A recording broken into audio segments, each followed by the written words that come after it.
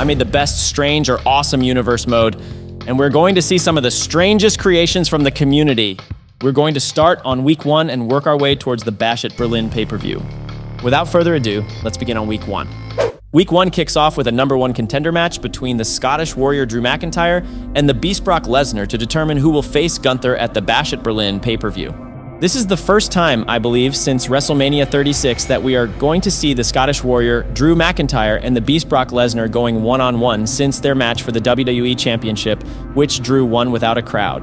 Many people, including Drew McIntyre, feel that he has been robbed of this moment with a crowd in the arena. On the other hand, the Beast has never competed for the Intercontinental Championship in his entire career, at least as far as I can remember. I'm sure if I'm wrong, someone will leave a comment to correct me, so let's not worry about it, all right? So as I was saying, this is a bit unusual for Lesnar. If Lesnar ever competes against Gunther, he would probably cost Gunther the title or something like that, because I really doubt that Brock Lesnar is going to win the Intercontinental Championship at this point in his career. I'm only doing this because this is a strange or awesome video, and we are going to do things a little differently from reality. And sometimes we're going to get a bit close to the sun, metaphorically speaking. So let's not panic. I know a lot of wrestling fans like things one way, while others prefer things another way. Personally, I've seen it all, and I like variety. In the past, I used to hate anything that wasn't related to wrestling. For example, if they had celebrities or people singing songs that weren't the entrance music of the superstars, I would be pretty uninterested because I only wanted to see things related to the show. Now, I'm more open to variety, especially when the shows have been so monotonous for a long time. Let me know in the comments what you enjoy about wrestling nowadays, from WWE to AEW or TNA to New Japan Pro Wrestling. Back in the match, Lesnar had Drew in the armbar, but Drew got out immediately, and out of nowhere, the Scottish Warrior hit the Beast with the future shock. Now Drew McIntyre was looking for the second time in the match to hit the Beast with a Claymore. This is the Claymore that got Drew his first WWE Championship, and the same Claymore that beat Brock Lesnar. But Brock avoided the kick, and now Brock hits Drew McIntyre with an F5 to win the match. Brock Lesnar is the new #1 contender for the Intercontinental Championship. But after the match was over, the ring general Gunther unleashed a savage attack outside the ring on the Beast, Brock Lesnar. This match was going to be physical between these two, and the crowd could not wait for Bash at Berlin to arrive. In the next segment of the show, we saw the Apex Predator, Randy Orton, who had become the new #1 contender for the WWE World Heavyweight Championship in previous weeks at the hands of Seth freaking Rollins. He called out the champion to let him know face-to-face that he, just like him, had a broken back. Randy Orton mentioned that his broken back was the best thing that ever happened to him because it allowed him to take time off and rest with his wife and children, appreciating the little things in life that we sometimes take for granted. As a favor to Seth, he was going to break his back so Seth could experience the same joy he felt when he was out. Perhaps when he comes back, he could feel as joyful as Randy does now that he is back. Seth told Randy that he was not going to break a damn thing and that he's not going anywhere. He warned Randy that if he were in his shoes, he would watch his back more carefully. This brought back memories of when Randy and Seth were part of the Authority. This is another match that the crowd could not wait to see. It was time for the second match of the night. By the way, guys, I forgot to mention that I am only doing Raw, and I gave the United States Championship to Sheamus, which I think looks pretty cool in my opinion. So the United States Champion Sheamus was set to go one-on-one against Ricochet. If Ricochet wins, he's going to be added to a match between Sheamus and a surprise opponent at the Bash in Berlin pay-per-view for the prestigious United States Championship. But if Ricochet loses, then he loses, and that's it. And remember, guys, if you like these videos and want to support the channel, you can become a member or donate with a super thanks. That might allow us to make longer versions of the Universe Mode series that many of you enjoy, but you don't have to do it. We appreciate your support just by liking the video and sharing it. Now, going back to the match between Sheamus and Ricochet, Sheamus was dominating the match, but not for long. Then Ricochet used his unique abilities to hit Sheamus with a back roll-up enziguri, leaving the United States Champion quite dizzy. Without wasting time, Ricochet threw himself to the outside of the ring with a high-risk, high-reward over-the-top rope plancha that had the champion reeling. Ricochet was looking to finish the match and hit Sheamus with his finishing move, but the champion countered. He lifted Ricochet up and hit him with a Celtic cross that left Ricochet hurt. The United States Champion was calling for it, and as soon as Ricochet got up, the Celtic Warrior hit Ricochet with a brogue kick to end the match. Unfortunately, Ricochet won't be joining the United States champion and the surprise opponent at the Bash at Berlin pay-per-view. It was the last match of the night, guys, where the undisputed WWE Universal Champion Roman Reigns was set to go one-on-one against the Christmas prize fighter Kevin Owens. It's a little bit unusual nowadays to see the tribal chief Roman Reigns having a match on Raw or SmackDown, as he now only fights on pay-per-views. This is something that Seth Rollins, Gunther, and others should consider doing as well, only having promo segments on weekly television.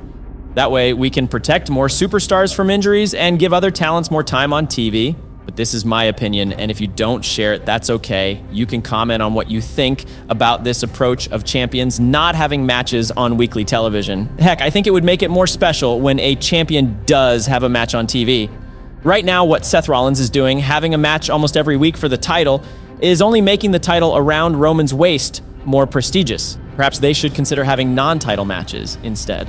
Going back to the match, Roman Reigns was dominating, but as he was looking to hit Owens, who was down in the corner, Owens kicked him in the face. Owens was attempting an exploder suplex, but the champion countered and threw Owens against the mat. Roman was going for a Superman punch, but Owens dodged it. Now, it was Owens looking for his signature move, but Roman Reigns countered again and finally hit Owens with the Superman punch. And now, the undisputed WWE Universal Champion is calling for the spear. He hits him to win the match, and the referee could have counted to 10 because Owens was not getting up from that spear. After the match was over, the #1 contender for the undisputed WWE Universal Championship, Cody Rhodes, came out to confront the tribal chief, Roman Reigns. They were set to clash at Bash in Berlin, and with this, we end week 1 and move on to week 2. Week 2 starts with a singles match featuring the greatest of all time, John Cena, taking on Sami Zayn. Don't forget to share your thoughts on their attires in the comments. Let me know if you find them strange or awesome, and feel free to offer recommendations for more videos like this one. If you have a favorite creator or attire, please leave their name below and I'll definitely check it out. I'm not sure what you guys will think, but doesn't this Sami Zayn look pretty clean to me? I often see comments from people criticizing community creations, but honestly, I think sometimes we expect too much considering the tools people have. We should be more appreciative of the amazing community that creates for this game. They allow us to enjoy their work, have fun, and create these types of videos. But going back to the match, John Cena was now in control. Back in the ring, Cena was attempting an electric chair on Sami, but Zayn countered, "What is this? What is Sami doing right now?" Sami hoists Cena into the air and hits him with a blue thunder bomb. Sami is seeking retribution and aiming to win the match that he lost on his debut, but no, Cena kicks out at the count of 2. Now Sami is looking to connect with a hell of a kick to finish the match, but Cena countered. Sami throws a clothesline at Cena, but John dodges it. Cena bounces off the ropes and hits Sami with a shoulder tackle. Cena bounces again and delivers another shoulder tackle. Zayn misses with another clothesline, and Cena responds with a back suplex. Cena was about to go for the 5-knuckle shuffle, but Sami broke the simulation, causing Cena to do the smart thing. Cena hits Sami with an attitude adjustment and then calls for the 5-knuckle shuffle to win the match in a very odd way due to Sami going off script. After the match was over, out of nowhere, Batista came rushing to the ring, and he and Cena had a standoff right in the middle of the ring. Batista was calling for a title match, the greatest of all time against the GOAT, John Cena, at the Bash in Berlin pay-per-view. As you may remember, last week, Seth Rollins and Randy Orton had a little talk in the middle of the ring regarding broken backs and whatnot. Remember that Rollins told Orton to keep an eye on his own back? Well, Rollins made sure to keep his promise as he assaulted the Viper with a kendo stick, hitting Orton as hard as he could in the back. Then, as Rollins was coming out again for a match, Orton went out and started brawling with the World Heavyweight Champion.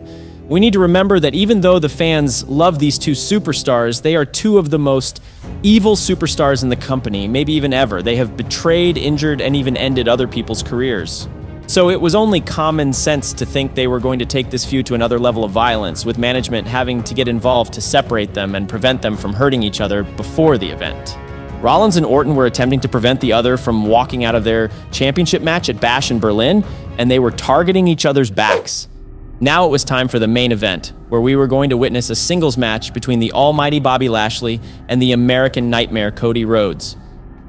But something happened right before the match. The undisputed WWE Universal Champion Roman Reigns struck the #1 contender Cody Rhodes from behind with the Universal title right before his match against Bobby Lashley. Rhodes had the option to not go on with the match, but everybody who knows Cody knows that this is not something the American Nightmare would do. Back in the match, Cody had recovered from the assault at the hands of Roman Reigns. However, when Cody took Lashley to the outside, the latter was able to counter a move from Cody and regain control of the match.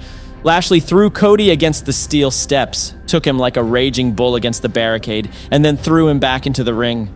As the almighty Bobby Lashley was returning to the ring, Cody was waiting for him and attempted his classic feint move.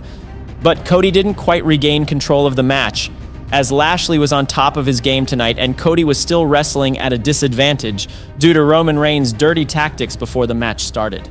But Cody was neither down nor out as he hit Bobby Lashley with a Cody cutter. The crowd was going crazy, and Cody was thriving on the adrenaline and energy from the fans. Cody grabbed Lashley and executed a crossroads to win the match after a rough beginning. But after he won the match, the tribal chief, Roman Reigns, came back and struck Cody again with the title. Roman Reigns stood tall as we head to Bash at Berlin. It was time for Bash in Berlin, and the first match of the night was a singles match where the surprise opponent, LA Knight, was challenging the Celtic Warrior Sheamus for the United States Championship. It was Fight Night in Berlin, as Michael Cole likes to say. Knight was going for a clothesline, but Sheamus dodged it and then hit Knight with an uppercut. The United States champion then took Knight to the corner, where he delivered more punishment to the challenger. Sheamus was gearing up for a knuckle fight as he sat on top of Knight and continued the punishment, punching the challenger repeatedly.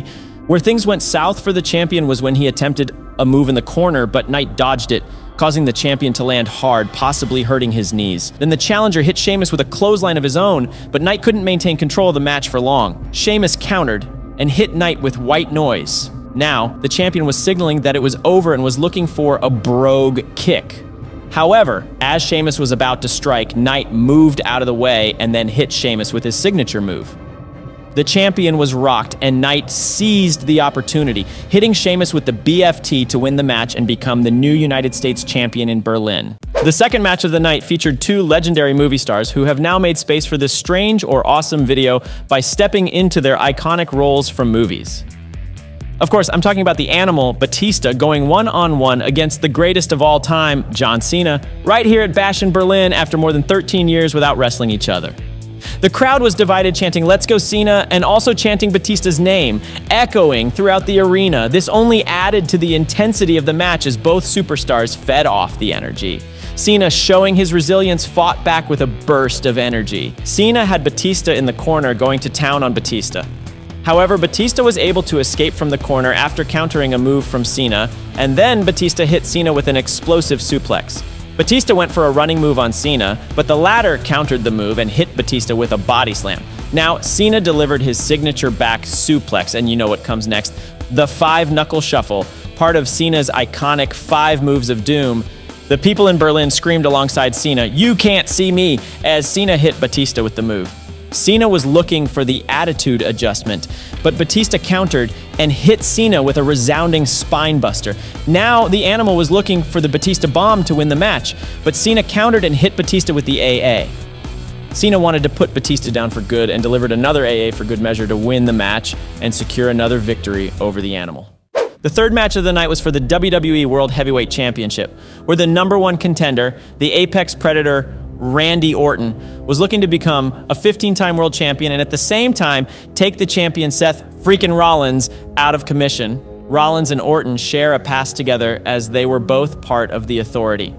They had a match at WrestleMania where we witnessed one of the most spectacular RKOs of all time.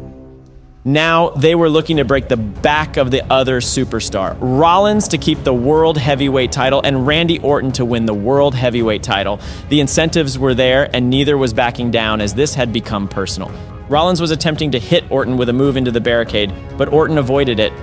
Orton, somewhat where Seth's head was, stole his idea and hit Seth with a back suplex on top of the barricade.